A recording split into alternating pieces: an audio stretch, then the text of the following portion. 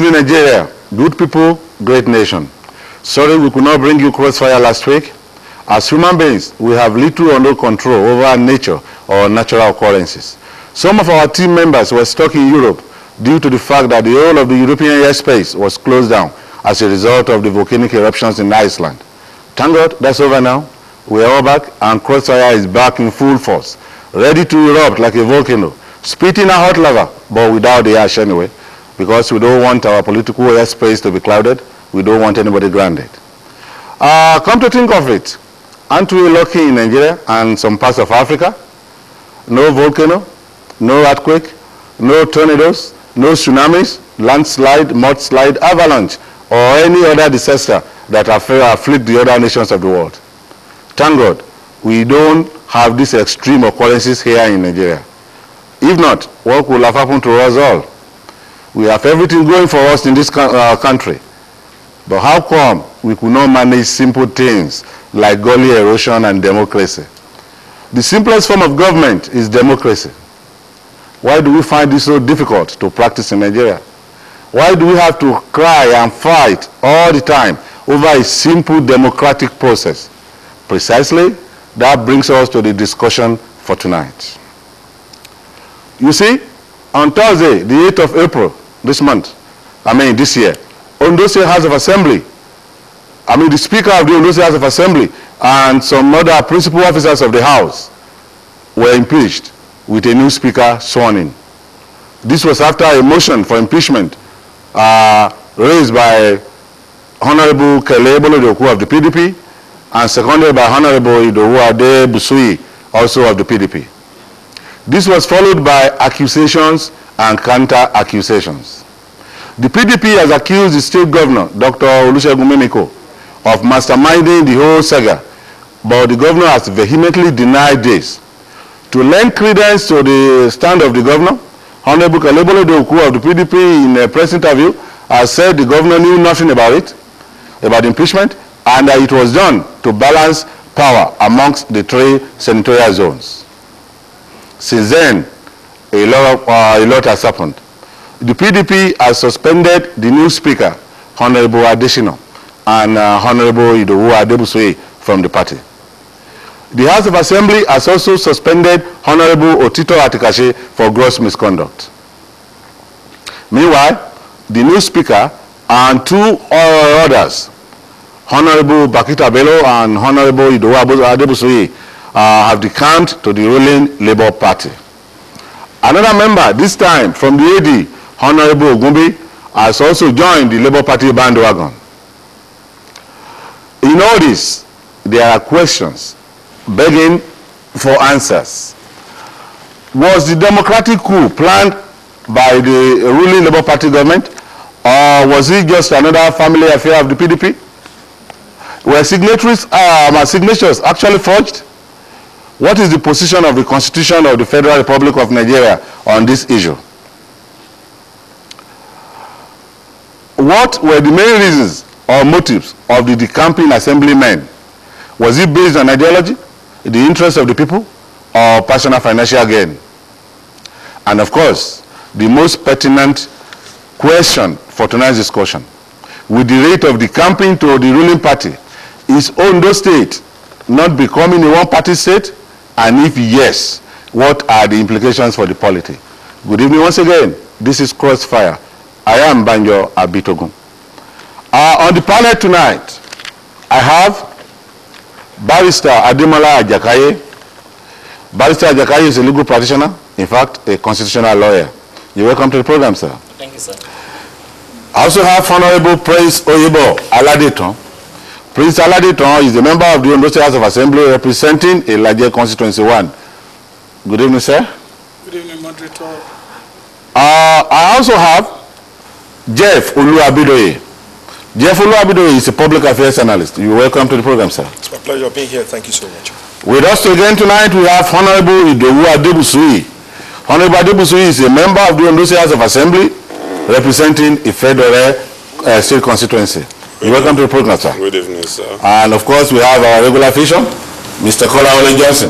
Mr. Johnson is a public relations consultant. You're welcome to the program, sir. Thank you, sir. Good evening, viewers. Straight to business.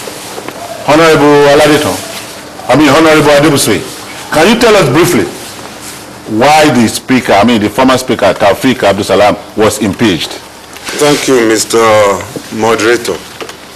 You see, this type of a question you're asking me this evening, these are questions that I've been begging for answer for a very long time. And I've been to this studio to attend to this type of a thing for a very long time. But at this junction, at the same time, I want to tell you this, sir, and I want to clarify certain issues. You see, for us to impeach Mr. Speaker, I think everything all has to do with the interest of the members. And coming to Honorable Taofeek Olawale, who was the former Speaker of Ondo House of Assembly, you see in the House, for the past, I think Honorable Taofeek Olawale has been Speaker for a year and some few months. And the way and manners by which Mr. Speaker, the Deputy Speaker, and three others, the ways and manner by which they be ruling the House, that is the style by which they be ruling the House, is a thing that has not been so comfortable with members. You see, coming to the capital project of the House, you see, it is under the control and manipulations of 5 members. And when you look at the Ondo House of Assembly, the total number we are having there is about 26. And when you subtract 5 from 26, you still have about 21. The implication of what I'm talking about, the activities in the House, not less than 21, between 15 and 20 members were in darkness, while between 5 and 7 dominated the affairs of the House. And whether we like it or not, we are contemporaries. And then what I mean by saying we are contemporaries is not far-fetched. Anybody, any members of the House, of the House of Assembly, whether you are representing the federal, whether you are representing, whether you are representing a constituency in Akoko, you can be fortunate to be Speaker by way of Sony arrangement. Depends on, the Sony arrangement has to do with the taking of the political party that is on ground. So, for Honorable Taofeek Olawale to be Speaker, it takes the grace of Almighty God. But for the ways and manner by which he has treated other members, that was the more reason we took a final decision that there's need for us to impeach Honorable Taofeek Olawale along with the Deputy Speaker. Because the Deputy Speaker too has a lot of negative role which he has played in the administration of Honorable Taofeek Olawale. It all has to do with about sharing of the loot. No. It has nothing to do with the sharing of the loot. Okay. You see, this is what I'm saying. Because you say the things were not only 5 of them were. Yes, I will tell you this. Yeah. When there's a capital project in the House, to take care of some of the infrastructures in the House. Like for instance, I'm representing Federal. I have more people in the Federal. When the contract is to be given out in the House, what is expected is everything supposed to be on table.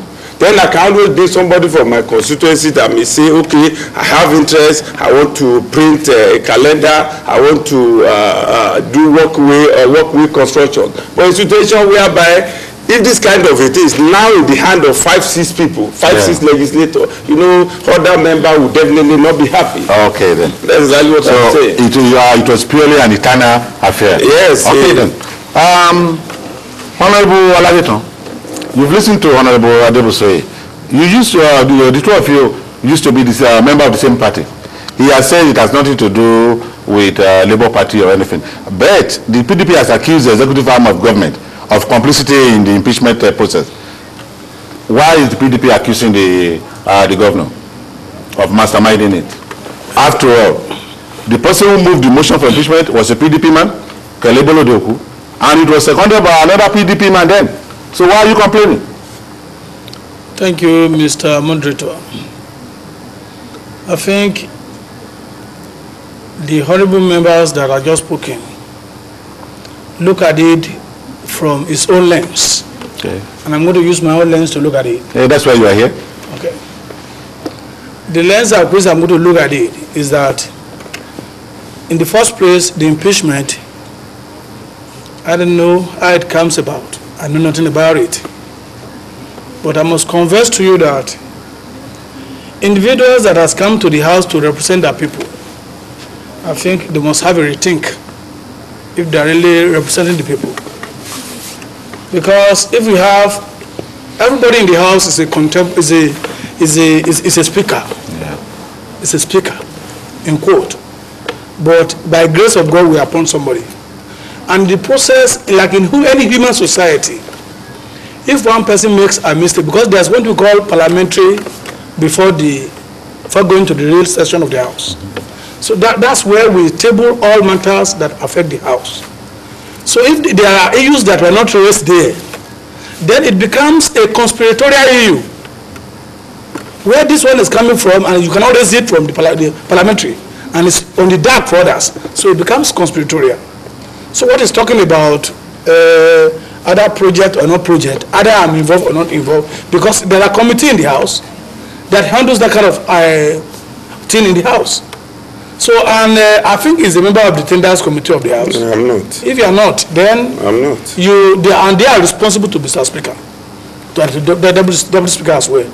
But the PDP accused Labour of playing some part in that impeachment, because the whole process of impeachment, after the impeachment, the whole process of impeachment, and that is the angle at which the party look at it, though, but I have a different angle at which I personally look at it. Okay. They may have their reason for telling Labour that they are responsible for that impeachment, but I also look at it from another angle, that the members of PDP in that house, I think I need to use a better words, that they need to be more reasonable than they are.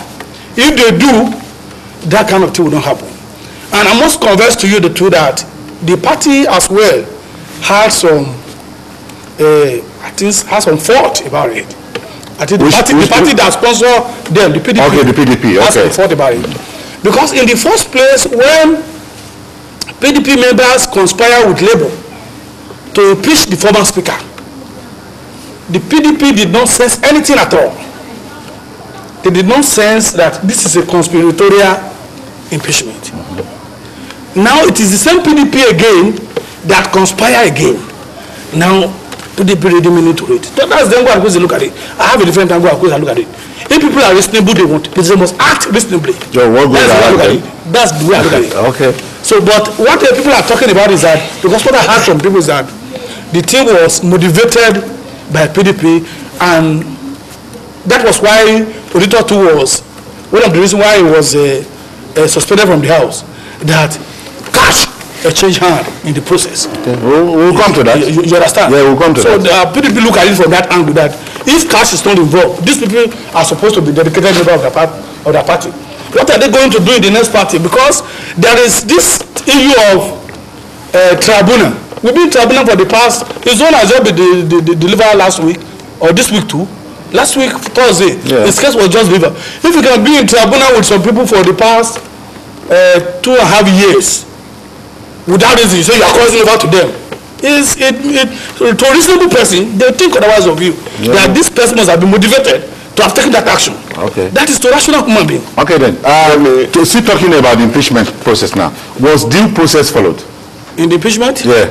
Yes, to me as a person, to me as an individual in the house, having witnessed the inconsistency in the people that came to the house, I discovered that is the kangaroo means that which they carry out the impeachment. So when 18, which they call the two-third sign, even without seeing them when they come, because even this constitution with our lawyer, I don't think he even measures signature in that place. But that 18 must be on seat talking about it. But the first one they did, we are not even talking of the physical presence of the people. The first one they did. So it was the signature they presented to the clerk. The same thing this time around. And when I look at the signature that 80 people are involved, I know that 18 must be committed to the thing they stand for. So nobody is disputing that it's not signatory to the thing. So I believe to me is okay. To me it's okay. Okay. I want to take him up on certain issues. I just mentioned here that money exchange hand. I said that's the fixing of people. Let me answer.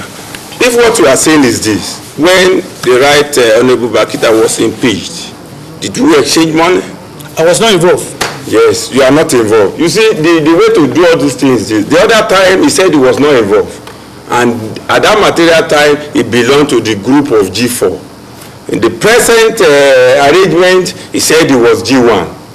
Me, as a person, as a legislator representing the Federal State constituency, there is nothing that is happening in those states of assembly that will not be part and parcel of. I know how to look at and writing on the wall. When a situation is no longer balanced, I think the normal thing is to work with the majority. Okay. Honorable Aladetan has not been working with the majority. That is exactly. Sorry to cut you short, they are honorable. Are you talking about the majority of the people or majority of the members of the House of Assembly? I'm talking about the majority of the House of Assembly. Okay. Then. Where you have 18 out of 26. What are we talking about? Okay. Talking about 18. Talking about 18. I don't subscribe to either agree to majority or not majority. Okay. Because I have one principle. The principle is that I have a method that believes that for evil to flourish, that the good one must stay aside. You can see yourself. You can only see yourself through reflection and some other things. It is the society that is your mirror.